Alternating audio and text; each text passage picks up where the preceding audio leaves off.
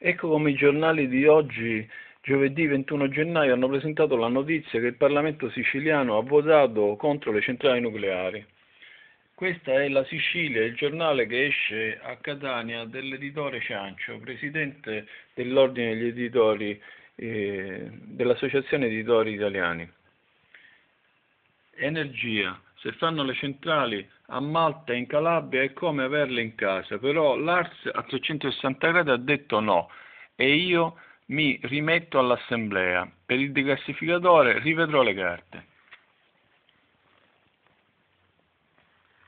La Sicilia continua nella pagina 3 con le priorità di Lombardo e un articolo di spalla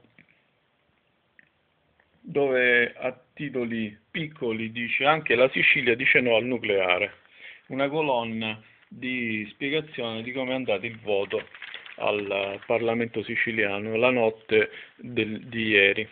Invece sul giornale di Sicilia, il giornale di Sicilia esce con il titolo dedicato al processo breve, primo SIS contro il giudice governo, mentre a sinistra in basso, sopra la pubblicità, voto all'ARS, no a centrali nucleari in Sicilia, approvato con un ordine del giorno del PD con il consenso di Lombardo. Poi rimanda a pagina 5 per continuare con gli articoli. A pagina 5 la Sicilia chiude le porte al nucleare, votato all'ARS, Assemblea siciliana, un ordine del giorno del PD. La mozione alla fine è stata sposata anche dal governatore. Vedo che c'è un'ampia convergenza. Entusiasmo tra le file del centro-sinistra. Dicendo no al nucleare, il Parlamento regionale ha rialzato la testa. Dobbiamo ribellarci a chi considera l'isola la pettumiera d'Italia.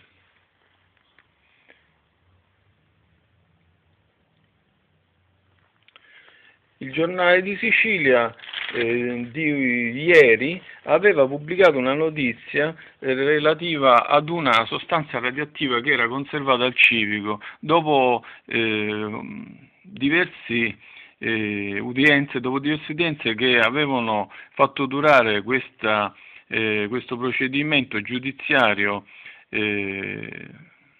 molti anni o 6 anni, finalmente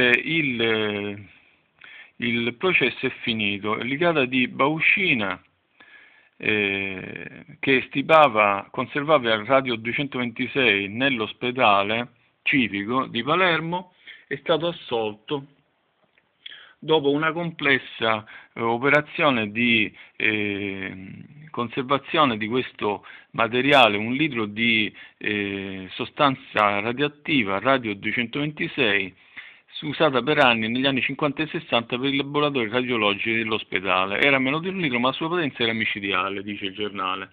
L'indagine era stata condotta ai carabinieri. La scoperta fu nel 2002, poi in seguito venne costruita una stanza bunker per accogliere questi rifiuti altamente radioattivi e poi alla fine è stata prelevata da una equipe specializzata americana che li ha trasportati in America. Adesso si chiude il procedimento, la sostanza radioattiva al civico poteva inquinare la città di Palermo con la soluzione del direttore dell'ospedale. Proprio mentre ieri usciva questa notizia, mercoledì 20 gennaio usciva questa notizia, nella notte di questa giornata era stato votato l'ordine del giorno che pone la Sicilia al di fuori delle strategie nucleari italiane.